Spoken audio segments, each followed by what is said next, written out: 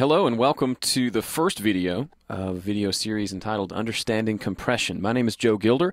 I run the blog HomeStudioCorner.com and glad to have you here. Understanding compression is all about, as you might have guessed, compression. Compression is one of those things when you first start recording, you may not even know it exists. And if you're like me, you may go years without ever even using compression, much less knowing what it is and what it's used for. So over the years, I've learned about compression, and I've learned a lot of cool uses for it, and I want to share those with you. But first off, we need an overview of compression itself. Doesn't do us much good to talk about compression if we don't all have roughly the same understanding and definition of what it is. So that's what this little presentation is about, and then we'll dive into all sorts of good compression goodness. So let's start with the first obvious question. What is compression?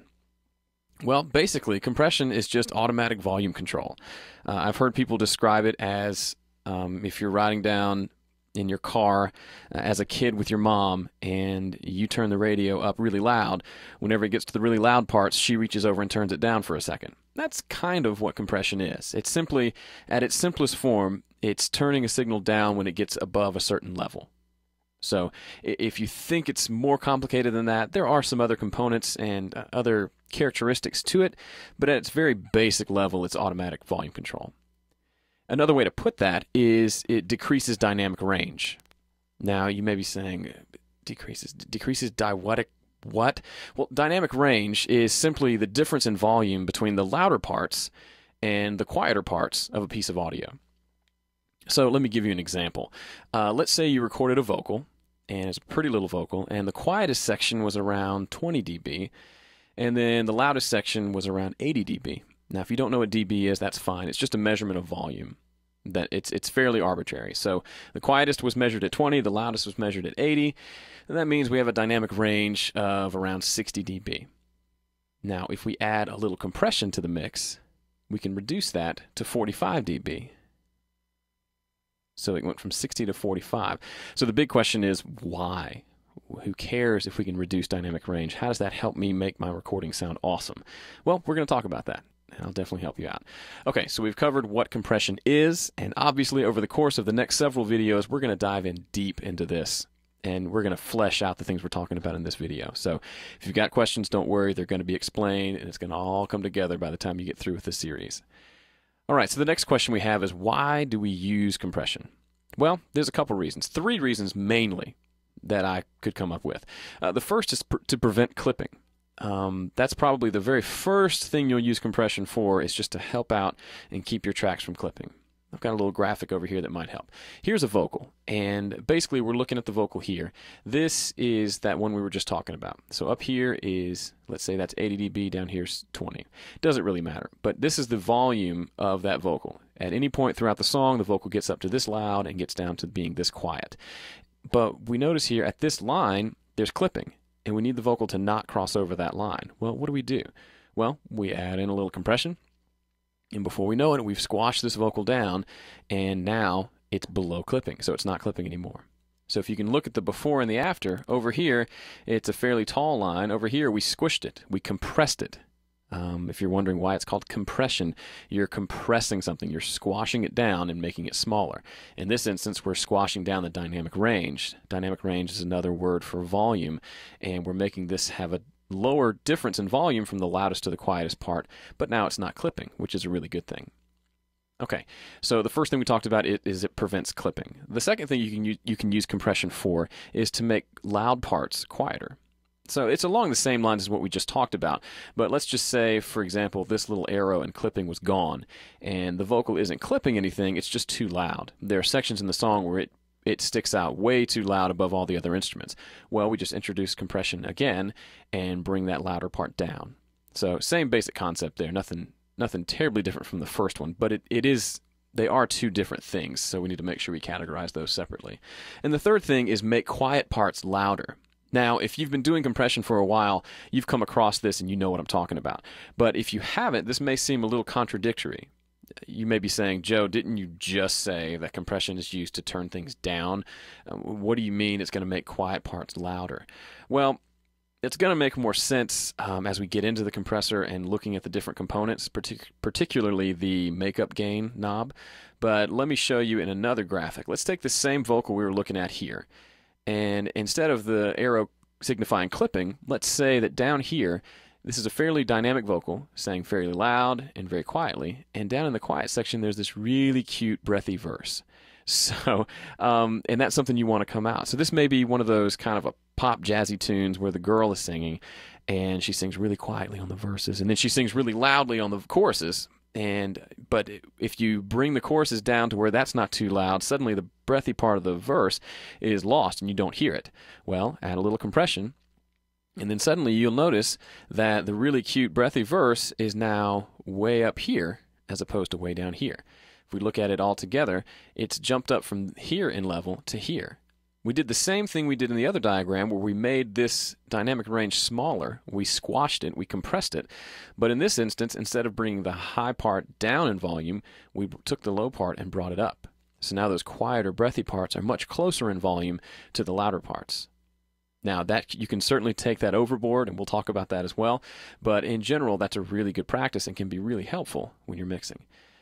So, as we said here, if you can turn your head sideways, you'd see it. You use them to prevent clipping, to make loud parts quieter, and to make quiet parts louder, and that's why we use compression. Now, another question, what are some common uses of compression? Well, that's a great question. We talked about what it does. What specifically does that mean in the course of a session? I've got about 5 tips here. The first thing is to control peaks. So we mentioned that before. It helps prevent clipping. It turns down louder parts, and there may just be a section where the signal just jumps up louder than everything else.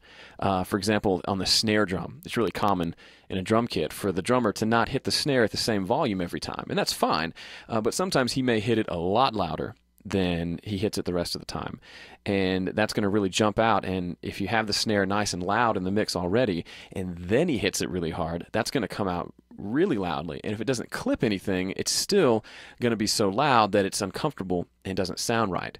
A compressor can take those extra loud sections and turn those down automatically for you. Again, we're talking about automatic volume control. The next one here is to normalize a track. Now, I put it in quotes here because to normalize a track is a specific task, and it doesn't actually involve compression, but in theory, compression can do somewhat of the same thing. And what I mean by normalize is not the definition of normalize, where you take the loudest part and bring it up as loud as it'll go. That's what normalization is. What I'm talking about is taking a track and doing what we did in that diagram to where the quiet part is a little louder, louder part's a little quieter, so it has a more consistent volume. And that works really well on vocals, like we talked about with the snare drum. Bass guitar, really effective at keeping those notes all the same volume or very close to it. And there's just an endless number of possibilities for that. Okay, the third way is to make a track sound up front or in your face. If you listen to any popular radio or any just regular rock or pop record that comes out, most likely that vocal is going to be way up in your face. And you may try to do that with your mixes, and you find that it's just too loud, it's overbearing, it hurts your ears. It seems like it's way out on top of the mix as opposed to still blending in with it. And the main difference is probably compression. They compress the vocals in those mixes quite a bit to make them sound so upfront and in your face. So there's no little piece of the vocal that jumps out more than anything else because it's all been squashed fairly good. And that's not necessarily a bad thing. It can sound really good, just if you do it right. Number 4, to make a track sound tight. This is along the same lines as number 3. But it's hard to explain without hearing it, and we're going to get into in the later videos actually listening just to what compression does to a sound. We're going to do that fairly soon, actually, so that you're familiar with what the sound of compression is. But one key word to describe that is a feeling of tightness.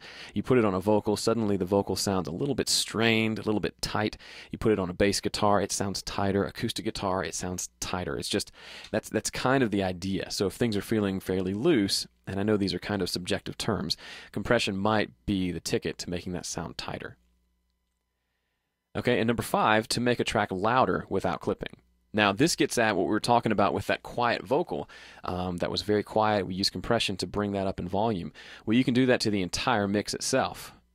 So you're taking an entire mix and you're turning everything down and compressing it, and then you're turning once you've squashed it and turned it down, you're bringing that overall level back up to a nice loud level. And that's a lot of what happens in mastering, is they take a track with a lot of dynamic range and they reduce that a little bit to make sure it's loud enough for the record.